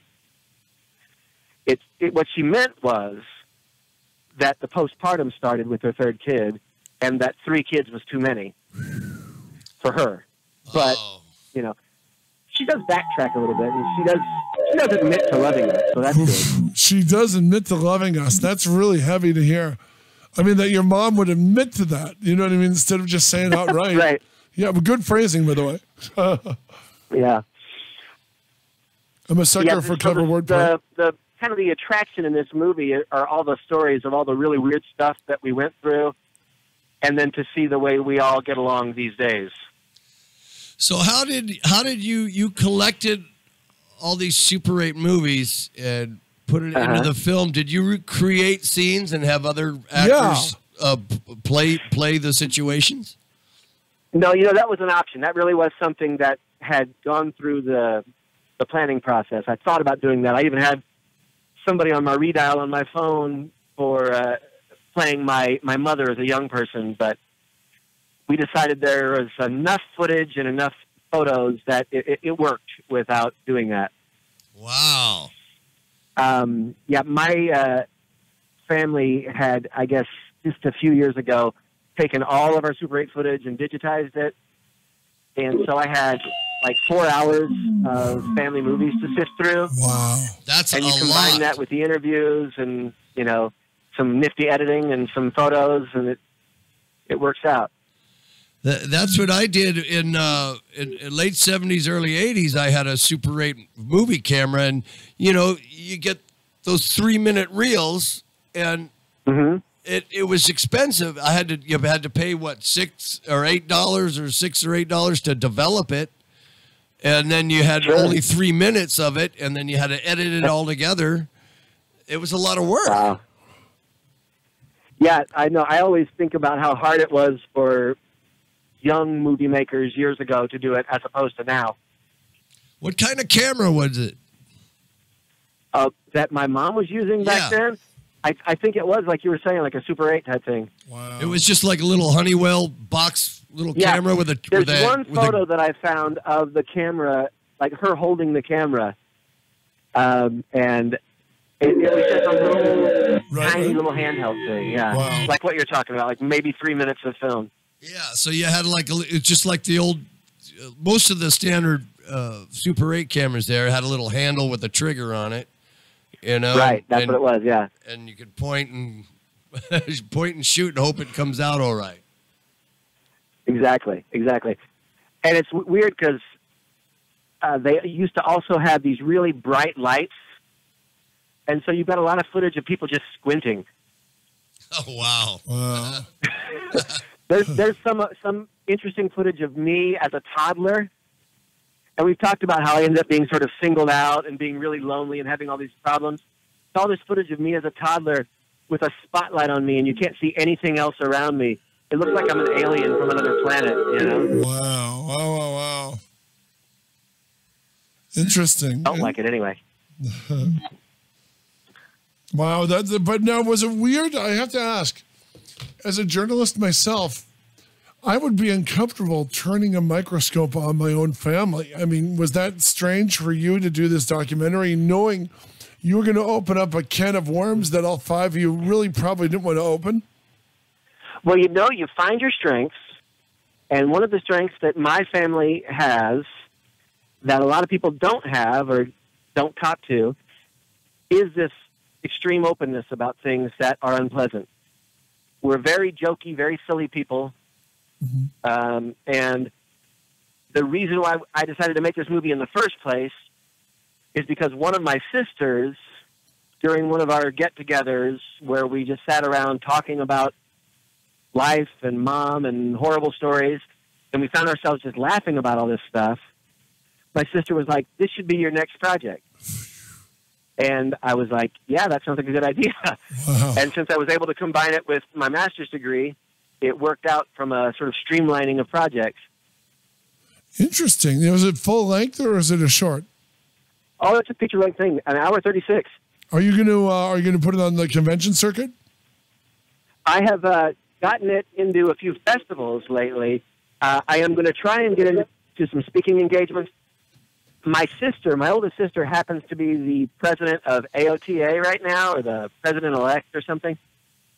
And so I've already spoken to one of her classes. She teaches occupational therapists. Interesting. But I am going to try and get to groups that are interested in mental health issues and that. I would love to travel around and tell people our side of this. The whole point of this movie is the idea that openness and humor kind of helps destigmatize mental illness.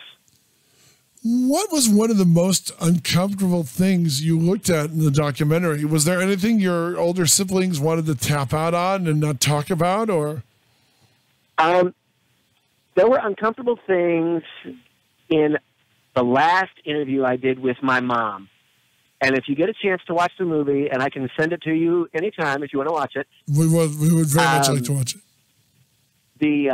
There's a scene where I interview my mom in my car because we realize, we're almost done, but I forgot to ask you these things. Wow. And it ends up being the last 15 minutes of the movie. And it's stuff that I kind of knew about, I had kind of heard about, but I didn't know all the details. And it turns out to be stuff that's just really horrifying stuff that happened to my mom. And then there was also stuff that she told me about other members of the family that my wife successfully communicated to me was not my mother's story to tell.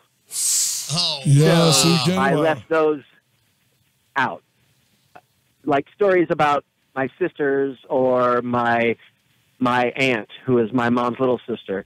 Wow. I left those stories out because if they want to tell those stories, they can. Right, but that's not what this movie was. Jeez.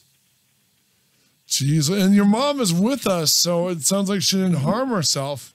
I mean, well, she's harmed herself multiple times, but she's okay. I meant, yeah, that's what I meant. I'm sorry, permanently. I do remember my mom, when you're a little kid, you don't know any of this. My mom, there was a nurse at work who was always threatening to harm her kid, who was like our age. So the kid was always riding with us. You know, my mom had 5 kids and she was working, and so to take this extra kid along, you know what I mean? Because the mother kept talking about harming him. So he was always with us, and she eventually hung herself. The other nurse eventually, she did eventually harm herself. And I just remember it was weird to see someone your mom's height and profession. And she turned around. And the other nurse yelled at me one day. Just had some psychotic break. And I'd never been yelled at by an adult for not doing anything. Usually it was, Ricky, you'd be in trouble for something you had coming. So to have a grown woman yelling at you for something you didn't do or for nothing really puzzled me. You know what I mean? But that woman eventually killed herself, you know? It's thrown me off. I get real confused about what people want from me a lot of the time, what people expect from me and how serious they are about stuff or how, serious they aren't. I get real confused because my entire upbringing was a woman who was different every time I got to know her, telling me that she wanted different things each time I got to know her. Wow. Wow. I mean, but imagine. Like, literally, my mom would go away to the psych ward. She would come back, and she'd be like a quiet, church-going lady that didn't curse. Then she'd get sick, go to the psych ward, come back, and she'd be smoking and cussing like a sailor and keeping alcohol in the fridge. Wow. And then she'd go into the psych ward again and come back, nurse floor. It's just like more personalities than the It was civil. just all over the place, and it was really... Well, no, Chris, let me ask you quite honestly, did any of your siblings pull you aside and say, this is Mom, do you really want to do this? Chris? Oop, we lost Chris. Chris, wait. Oh, crap. Oh, crap. Wait, here it goes. Okay. There, we got you. You're back. You are back, Chris. Yeah. So What was the question? Did any of your siblings ever pull you aside and say, hey, this is Mom, are you sure you want to do this? No. Wow. I think on some level, even though they're all adults and they're all older than me, and we're all a happy family in a strange way now, I think their inner child is tattling. Wow. That's what I think. There's part of that. Oh, wow. But there's also a real pride in our ability to get through it with each other's help. Wow. Now, did you... Like, I was basically raised by my sisters. Uh-huh. And they'll tell everybody that. So when you made these films, did you make any other films before this?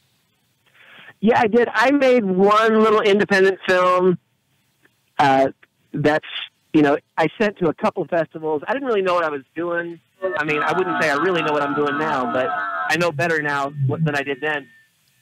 But it was called Thirsty Blackwater's Karaoke Showdown. It was a fictitious comedy about a town obsessed with karaoke and a warped psychologist. A warped psychologist.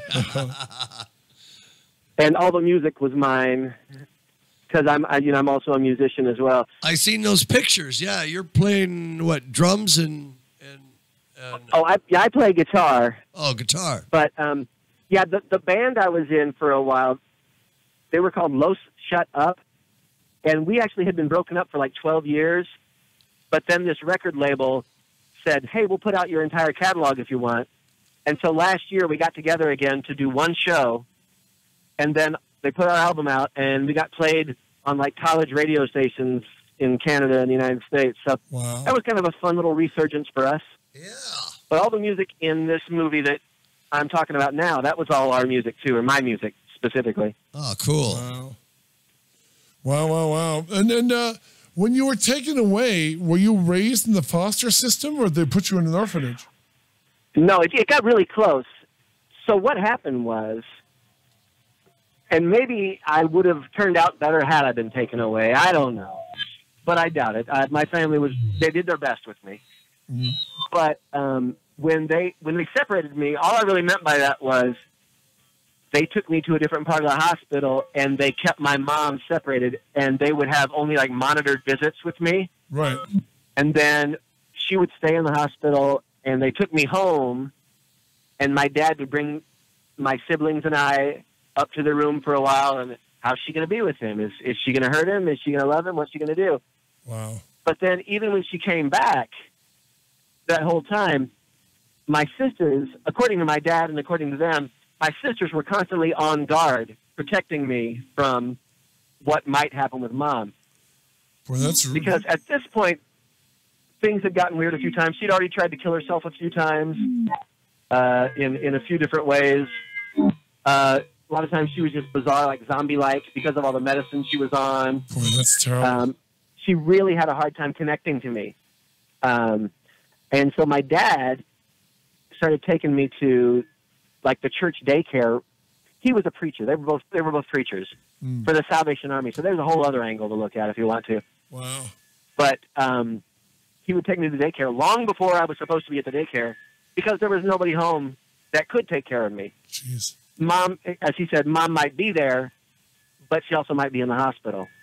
Or when she was home, she was staring at the wall, blanking out, or she was crying the whole time, or whatever. And this was for years, you know. So he would take me to this daycare, and apparently I became extremely attached to my daycare teacher, who was an older Indian woman named Miss Dolly. And there's a great part of the movie where I reconnect with her. Oh, Miss Dolly was still briefly. with us. Wow. Damn. Yeah, I mean, well, okay, I say I reconnect with her. Where I tell you the story of me reconnecting with her and how I tried to continue reconnecting with her and it didn't work out. But this is the thing. When I did reconnect with Miss Dolly, I talked to her on the phone one time, and I felt like my heart just opened up. I'd been clenched in my chest my entire life, like I was forgetting something, like I was missing somebody. Right. And then I spoke to my daycare teacher, and she told me how much she loved me and how much she remembered me from that time. And it did everything to open me up and to help me feel a little bit better, you know. But it sounds like she wouldn't talk to you for the documentary. Say that again? But she didn't want to talk for the documentary? It was really upsetting. I talked to her on the phone, and I told her what I was doing, and I asked her, because I'm in Chicago now, Right. but all these folks are in Kansas City. I said, hey, I'm going to be coming back to Kansas City. Would you mind if I came to visit you sometime? And she has never answered the phone again. Wow. Dang. So Well, it's really kind of bittersweet. Yeah. Like it was what I needed. And I could have gotten really depressed about that when she stopped answering the phone. In But her defense, I spoke though, with with a friend all of mine the at work who said, yeah, you know, sometimes you just have to know that there are people out there in the world who know that part of you, and they carry that around with you, and that's got to be enough. she was there when you needed her. I mean, but Yeah. you know, she was probably there for some of the worst of your mom's behavior, and you can't really blame her for not wanting to reopen that can of worms. You know. Yeah, I thought about that. I thought that even though it seemed important to me, it's probably very important to her to keep that separation Exactly. between Yeah. her own family and, you know, whatever was going on with her most troubled baby, you know. Exactly. I mean, when you think, because I feel bad hearing your story. I mean, again, as the middle of five, Mom was kind of the light of the family. I mean, you know, she kept everything going when things, you know what I mean? I mean, and so to hear your mom having trouble when she was supposed to be the nurturing center, that just bums me out. And it bums her out when we talk about it. All these years later,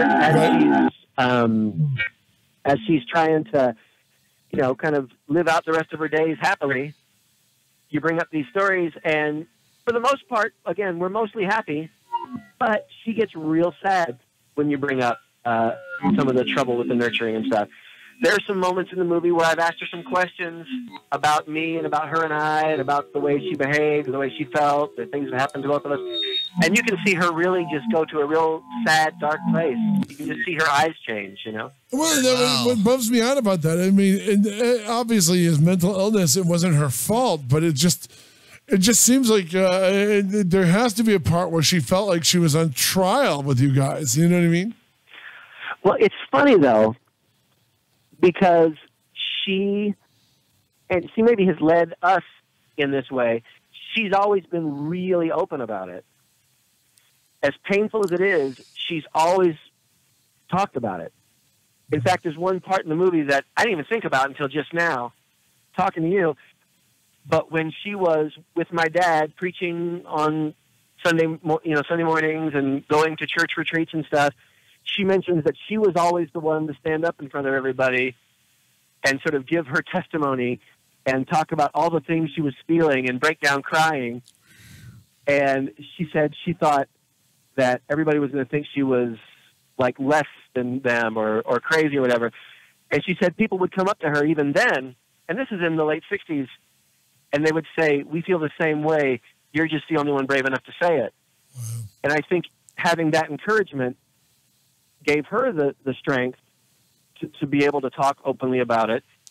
She also has done years in therapy and 12-step groups and trying to help herself out over the years. And I'm sure that helps. But just having a family that loves you is huge.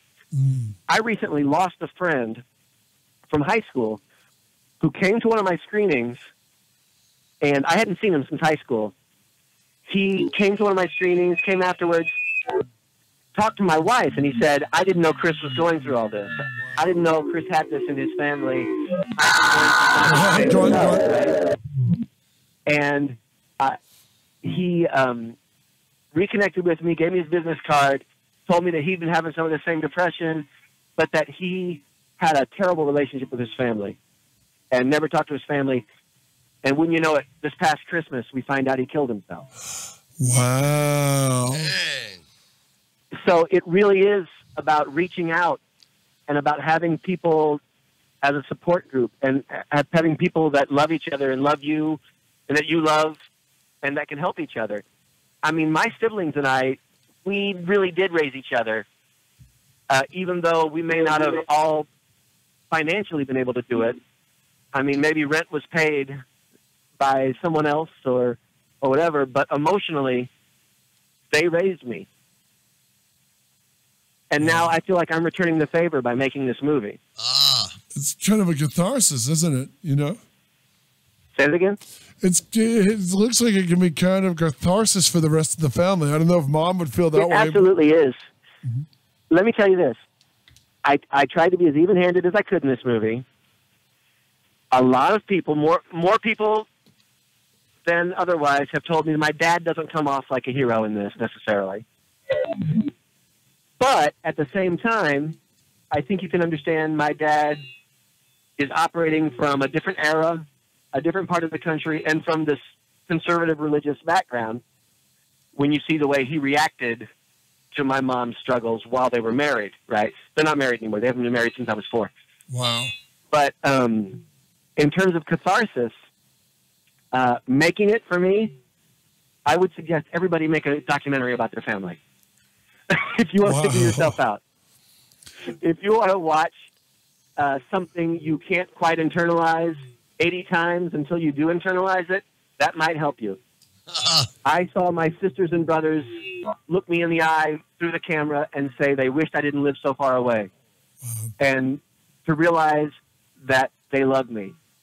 And after all this time, I knew in words and in my brain that they loved me, but to watch their eyes and their body language as I edited and as I rolled it back and forth and rolled it back and forth and ultimately cut it from the movie. But I saw that. And I know they love me. I feel it. And to interview my mom and to have her tell her side of the story and to have her watch this movie and then tell me she felt validated afterwards meant everything to me.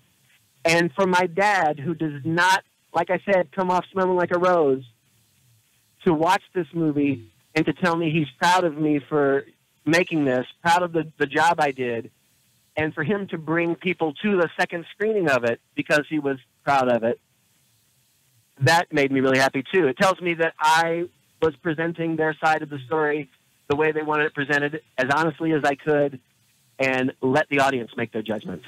Let me ask, you mentioned your mom was in 12-step. Was she drinking on top of the meds? She was doing all kinds of stuff. Okay, just to give you some history, and this is detailed in the movie, but it's fine. I hope everybody eventually sees the movie when I can make it out to get it to everybody, you know. Yes. But she started as a 5th grader pretending to have appendicitis. She told everybody that she'd been beaten up by some kids, and then she was in the hospital, and then she said she had appendicitis. She looked it up in a medical book. She stuck to her guns. She faked it until they removed her appendix, which I don't think you could do now. No. I think you'd get in trouble. But from that point forward, she began to realize she was pretty good at manipulating situations. So manipulating the system. Right. And people, including us, and including her husband and things like that. Now, don't get me wrong. There is a part of my mom, a huge part of my mom, that I see as a victim of mental illness. But we all have good stuff and bad stuff about us, don't we? Yeah. And part of her illness, she, twisted and put on us. So she started with some of the weird stuff when she was a kid, but then eventually it became getting 3 and 4 psychiatrists all to give her different medicine so she could take what pills she wanted to. She eventually became a nurse, and she claims it was because she wanted to be like the people that had always taken care of her, but it also makes it very easy to get medicine. Wow. Uh-huh. Yes. So there's that. So yeah, my mom is, she's a little old lady. She's a sweet little old lady now, but she can still manipulate like the best of them.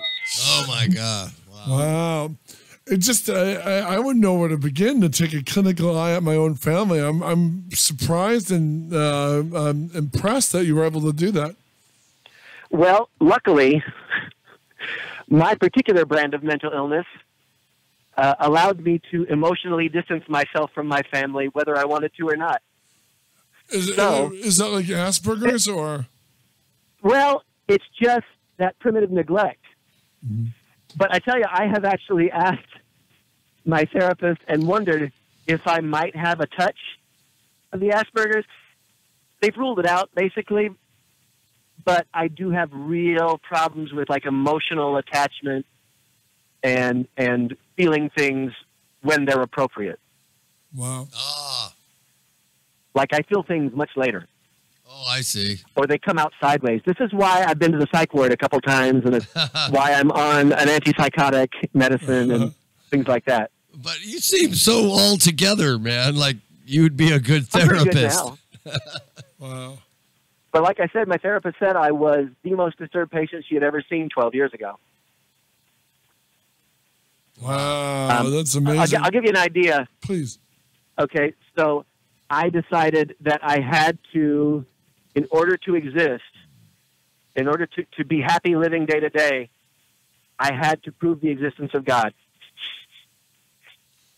So that's kind of a mess. Wow, well, then. So I sat there in my room, hours, days, weeks, writing and writing and writing, and there is a brief moment in the movie where you see some of the stuff I wrote. You just kind of go by the screen, and you realize, oh my gosh, Chris was half a beat away from being a crazy homeless guy on the street. Wow. Like if I had, and I say this about my mom, I say this to my mom. So all the stuff I've said about the bad things that she did or the bad things that happened to her, people with mental illness are very empathetic. And if you go through something, you're very good at helping other people who are going through the same thing.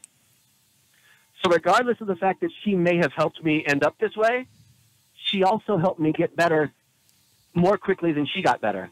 Wow. Because the resources were different when she was younger and when she was going through it.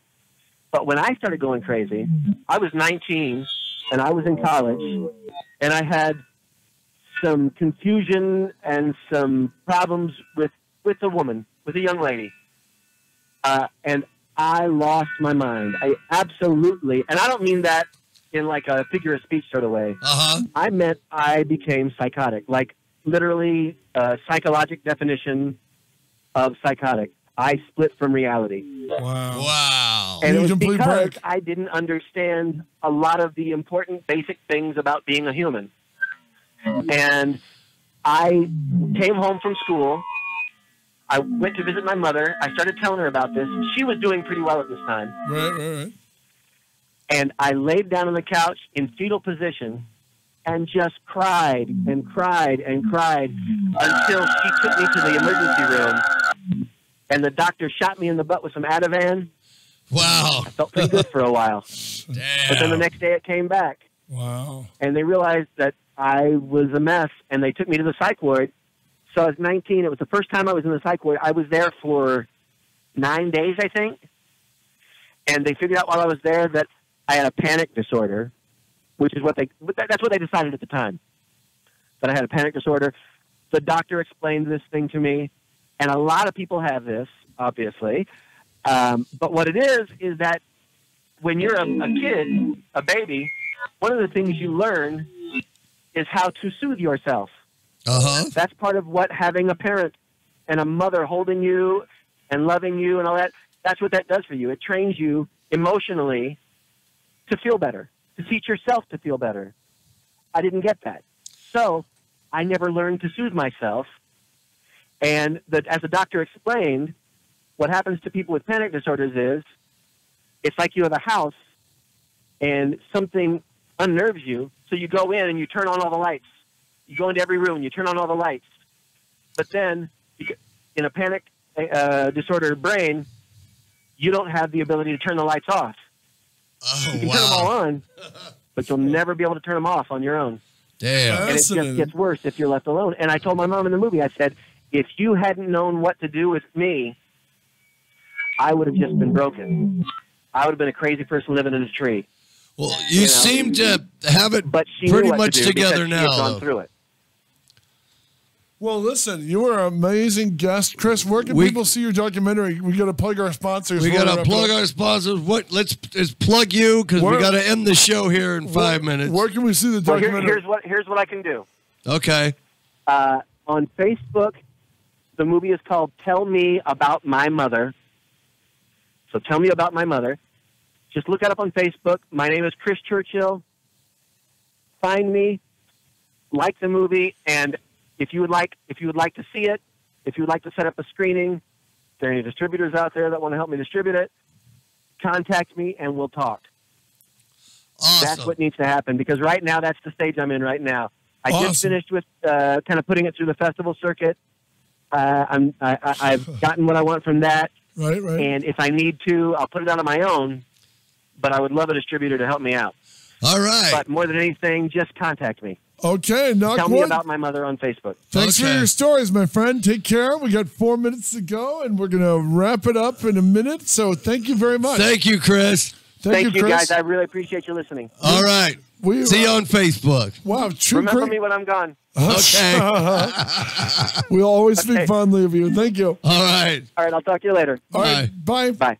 Two great guests, let me say thank you to Jamal's New York Bagel for your Rancho Cucamonga for your delicious and wonderful bagels and support of the show. Yes, and you could go to New York Bagel Company on the corner of Foothill and Archibald. In the comic book shop parking lot. Yes, and Pacific Wine Merchants and Cigar Exchange in downtown Epplin at Delicious. the Metrolink. At the Metrolink, you can watch the sunset on the IHOP.